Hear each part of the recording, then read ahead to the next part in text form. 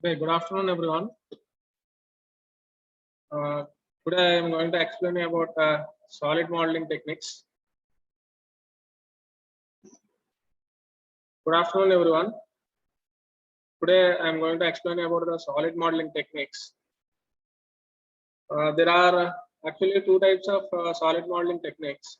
One is constructive solid geometry. Actually, we call this solid modeling as parametric modeling, which are built from mathematical equations. And for this parametric model to have any legitimacy, it must be based on real project information. And there are two popular parametric representation models. The first one is constructive solid geometry, which defines a model in terms of combining basic and generated solid shapes. That means you will be using primitive shapes like cone, sphere, cylinder, cube, cuboid, various types of prisms, pyramids, etc. And it uses Boolean operations to construct the model. And CSG is a combination of 3D primitives that are manipulated using simple Boolean operations. That means whenever you use Boolean operations like union, intersection, subtraction, addition, and we are using basic primitives like prism, cone, cylinder, rectangle, sphere, etc., then we call it as a constructive solid geometry. Whereas boundary representation, we are going to create a solid model is formed by defining the surfaces that forms its spatial boundaries like points, edges, etc. The object is then made by joining those spatial points, and most of the finite element method programs use this method so as it allows the interior meshing of the volume to be more easily controlled. This is what we call it as a boundary representation. Simply how we are going to remember this boundary representation is you classify a volume into number of planes, and planes are further divided into curves or straight lines, and these curves or straight lines are further divided into points. This is how you classify a component or a 3D model in a boundary representation. So coming to this constructive solid geometry, we'll have some more elaborate discussion regarding this. So in this constructive solid geometry, it is based on a topological notion that a physical object can be divided into primitives, and two types of constructive solid geometries are popular. One is R set, another is non-R set. So R set is a popular one compared to non-R sets. Non-R sets are also called as unbounded half spaces. See, what do you mean by half spaces? I'll show in the next slide. See, these are the half spaces. If you look at the mouse cursor, any cone without a defined radius of its base, any cone without a defined R value or the radius value of its base is what we call it as an infinite cone. Similarly, any cylinder without well-defined length, we call it as an infinite length cylinder.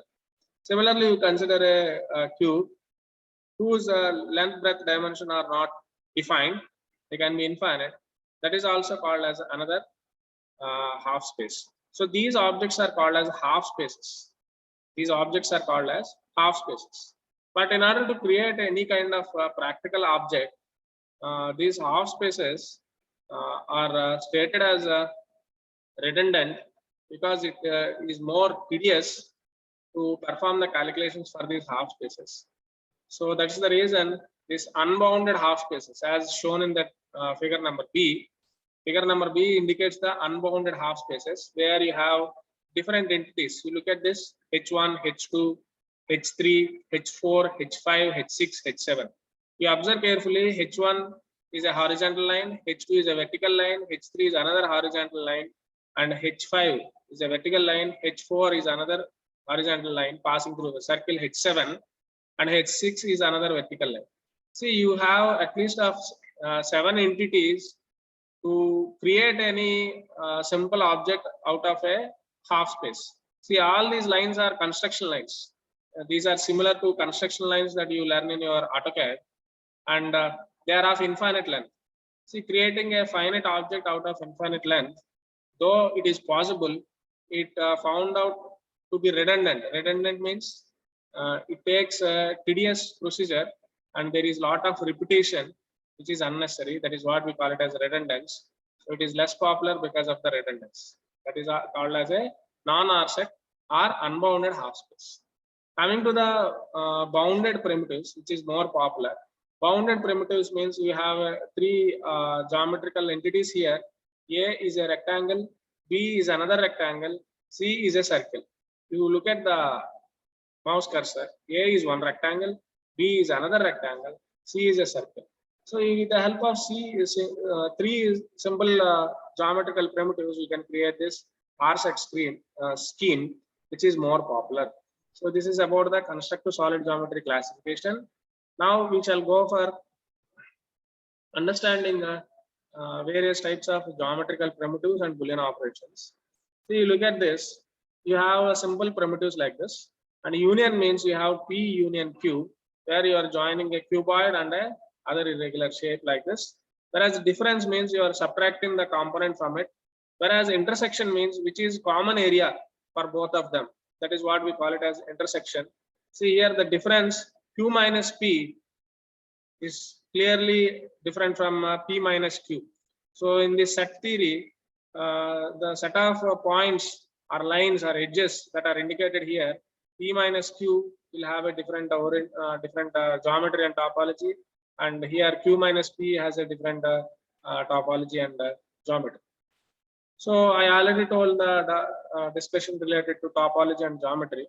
Okay, and now there is another aspect regarding this constructive solid geometry, that is how the data is stored in this constructive solid geometry algorithms.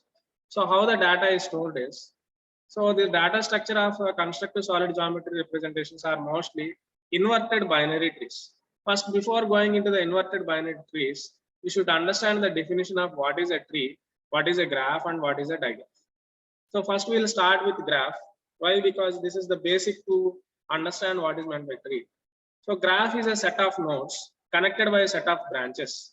Each branch in graph is specified by a pair of nodes. So you look at the first diagram, you have a number of nodes here, A, B, C, D, E, F, G. See, these are the nodes, A, B, C, D, E, F, G are nodes. You can observe there is a information sharing between the different nodes, but there is no specified direction in which the information is flowing from one node to another node. That is what we call it as a graph. Whereas in a digraph, a pair of nodes that make up branches are ordered pairs, it is called as a digraph. So simply to speak about, if the nodes are having a information sharing, let us say what we can call it as, in degree and out degree. See, observe carefully, we are sending the information from A to B and A to C. So these arrow marks indicates that the information is out degree. Out degree means information is passing out of A. That is what we call it as out degree. Whereas B and C are having in degree. In degree means, see, B is receiving the information from A, B is receiving the information from C, from F. So what are the in degrees for B? It is receiving the information or in degree from A, C, and F. What are the out degrees of B? B is sending the information to G and E. So these are the out degrees of B. So if you are indicating the direction in which the information is passing through, then we call it as a digraph. We call it as a digraph. Okay. Now coming about the tree, you observe carefully. In a tree also we have a direction of passage of information from each node to the other. Okay. But now let us understand what is a binary tree. So you observe the difference between a tree and a binary tree. See, observe here, in a binary tree, you have a root. The most above node in this among this diagram, we call it as a root, R-O-O-T, root. And this has a out degree to B and C. And B is receiving information from A in degree, and it is sending the information to G and F. So each node is connected to two other nodes, then we call it as a binary tree. This is a simple way of understanding it. Okay. Whereas an inverted binary tree means you'll have the reverse of a binary tree. That means instead of having an out degree for A, root will receive the information from the two nodes that are connected to it, and similarly the sub nodes like B and C are also receiving the information from other nodes G and F. Okay, so this is what we call it as an inverted binary tree, and inverted binary tree is very popularly used as a data structure for this constructive solid geometry. They found it is more suitable to save the information in this inverted binary tree. See, I am writing the definition for a tree also. Tree is a acyclic. Acyclic means it is a non-cyclic. That means if you are having a closed loop, that means if you are sending the information from A, again it is receiving the information back, then we call it as a cyclic sharing of information. But in the trees here that are represented in the diagram, they are acyclic. That means A is sending the information out, but it is not at all receiving any information from the other nodes that are present in the structure. Therefore, we call it as an acyclic digraph, in which only single node has 0 in degree. That means A is a single node which is having 0 in degree. It is not at all receiving any information, and every other node has a in degree 1. See, B is having in degree 1, G is having in degree 1, F is having in degree 1, E is having in degree 1, and D is having in degree 1. Same, C is also having in degree 1. So this is what we call it as a definition of a tree. So this is only about the data structure of how the material data is stored in a constructive solid geometry. There are certain limitations in constructive solid geometry. The way of primitive combinations of CSG is not unique. It has been found through use of different primitives and Boolean operations. So we know that usage of primitives for constructing complex shapes is rather tedious and difficult. And CSG doesn't specify quantitative values for new solids or unevaluated models. The new model must be checked through the boundary evaluation routine with will supply the quantitative information about its vertices, edges, and faces.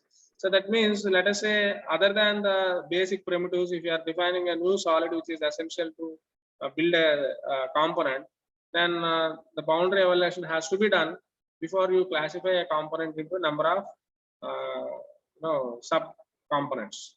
Okay, so in sorts of intersection calculation in form of curves, curve surface intersections, the interpenetration of solids, intersection of surface and a curve. So these kind of intersection calculations are rather difficult in constructive solid geometry. Therefore, you can remember this as an aspect that this constructive solid geometry is best suitable for manufacturing application in the softwares like Mastercam and all those, but it is not very good for simulation and analysis softwares. Okay. So here you can look through this table which explains about the constructive solid geometry. A block has certain transformations. You know what is a transformation? Transformation essentially means a translation, rotation, mirror, reflection, etc. Okay, so that has the Boolean operations, union, difference, intersection, so on. So this is the constructive solid geometry tree. Okay, and this is the sketch which is indicating different components. See, if you want to create a final component like this, so the first sketch will be a cuboid with the given dimensions. Then next sketch will be, you have two solids, solid 1 and solid 2, and each solid has certain geometrical and topological informations stored in node P1 and P2. Okay, and if you are subtracting a cylinder from this combination of two blocks, then you have difference here between solid 3 that is created out of 1 and 2. Okay, and you have information stored as a inverted binary tree, and thereafter you are subtracting another block here from this area, from this space. Then we call it as then this is the another step, and this is the last step. Okay, so this is how you define a component in a constructive solid geometry.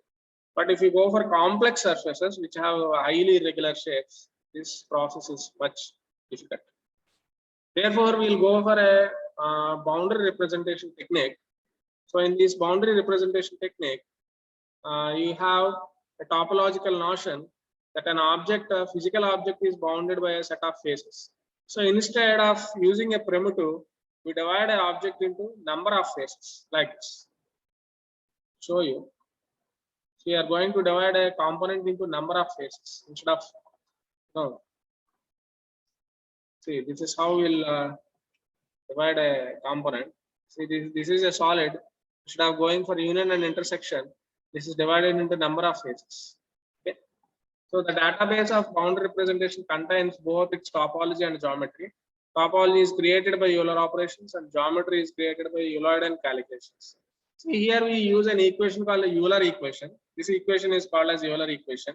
Where F is the face, E is the edges, and V is the vertices, L is the inner loop, B is the body, and G is genus. I'll explain you what is meant by genus, but everybody are familiar of F, that is face, edge are also clear. Vertices, that means the coordinate points, also we are very clear. Inner loop means the hole or the cavity that you create. We call it as an inner loop. And GNS means when you are connecting two objects, we use a concept called GNS. I'll explain you with the help of simple diagram. And B means the total volume or the total volume. So this equation should be satisfied, and only if this equation is satisfied, it is the solid can be represented with the help of a BREP. Okay. So I'll show you how to check this Euler equation for simple solids. Thereafter, we'll go for a genus and other inner loops and so on. So let us say you have a simple cuboid. Okay. This simple cuboid has 12 edges. So you can calculate 1, 2, 3, 4, 5, 6, 7, 8, another 4 edges. So 8 plus 4, 12. 12 edges are there. And you have 8 vertices. 1, 2, 3, 4, 5, 6, 7, and 8. 8 vertices and 6 faces. So you write it here, 6 minus 12. You substitute it in the equation. F means faces. How many faces are there? You have 6 faces here. Therefore, I'll write it here. And the 12 edges are there. Therefore, 12 edges. And 8 vertices. 8 vertices are written here. And there are no inner loops. Therefore, I'll write the loops as 0. L is equal to 0. And B, you have a single body here. Therefore, 2 into B means 1. G means genus. Genus has 0 here. Therefore, 2 into 1 minus 0, that is 2.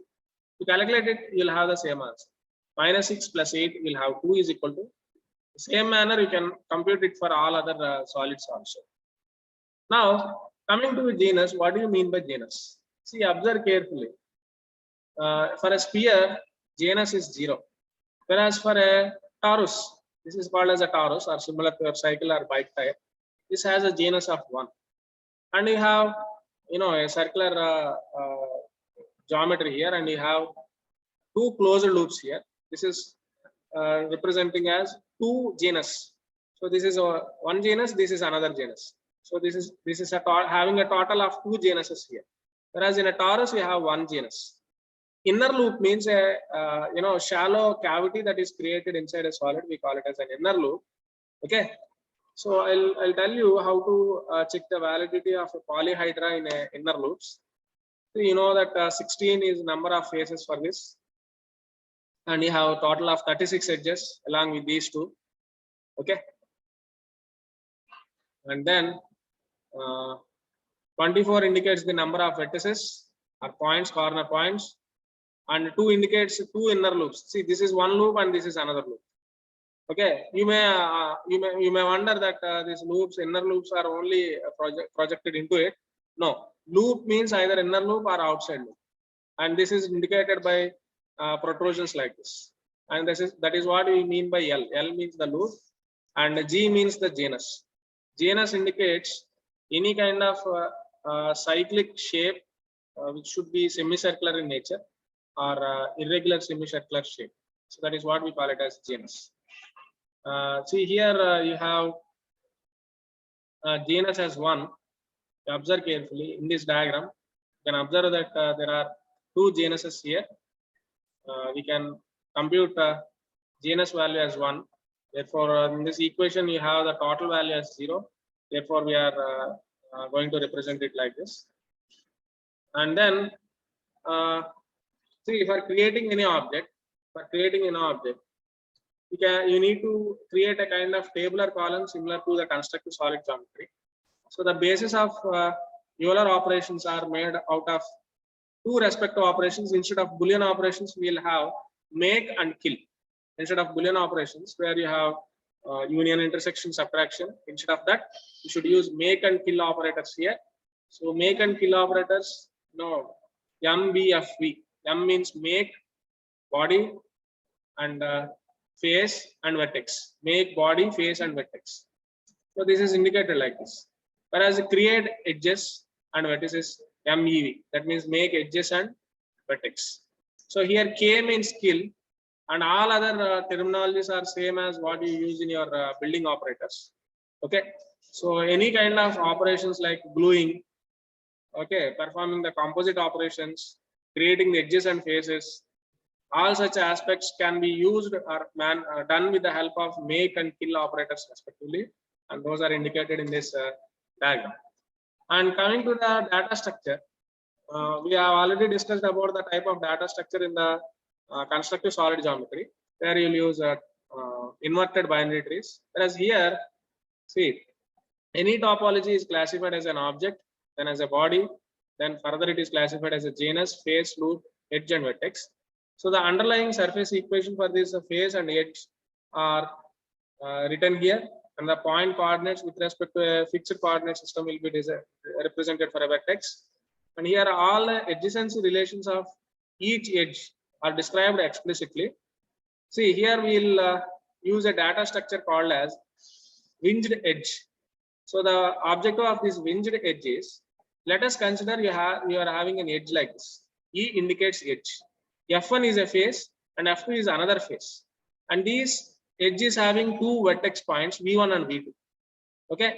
So the data structure is defined as per the kind of geometry you are referring to. That means, you know, all the adjacency relations of each edge are described explicitly, and an edge is adjacently to exactly two faces, and hence its component is two loops and one for each face. And here the deletion of the edges, addition, and Euler operators are best suitable for this hinged edge data structure. Okay, the direction that is indicated here will represent how the data will be stored. Let us say you are having another vertex V1 here, V0 here. So the order in which the data will be stored is V0, then V1, then V2, and so on. Okay, this is the direction of the storage of the data. Okay, so that's all about boundary representation and constructive solid geometry.